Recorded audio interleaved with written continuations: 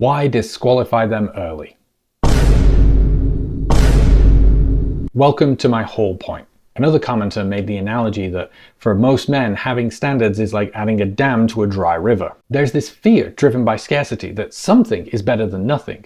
So better not to have any standards and just swipe right on everyone. But what does this communicate to the other person when you sit down with them and they realize that you know nothing about them, that you have no shared interest and you can't name a single thing about them as an individual that you found appealing? It communicates that you think they're just slightly better than nothing.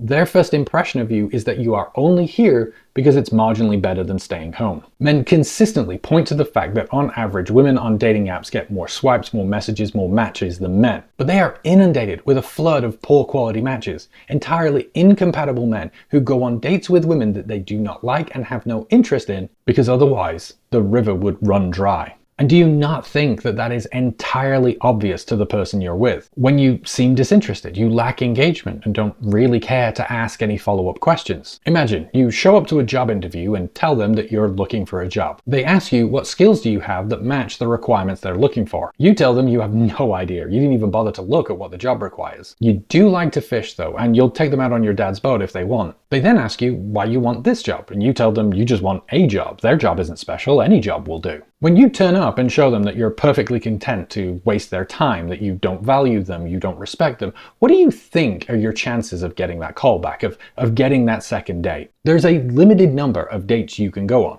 Limited by finances, limited by time, limited by energy, and waning enthusiasm from women to continue to engage in this farce. Why would you set it up so that half of your dates, 3/4 of your dates, are completely pointless, wasted effort with a woman that you aren't giddy with excitement to spend time with? Because the truth is, you're hoping that this woman that you're not into, that you know nothing about, might just, by some roll of the dice, be so into you that you're willing to overlook your standards because, hey, opportunity knocks. Because at the end of the day, the only thing that matters, your type, is that she is into you. And if she is, that's great. You can string her along for as long as you can juggle your roster while continuing to swipe and looking for her replacement. And then, when your lack of interest, your emotional neglect causes the whole thing to collapse, you'll blame her for being too picky, too fickle, for having the unreasonable expectation of wanting to be happy, for only wanting you for your money.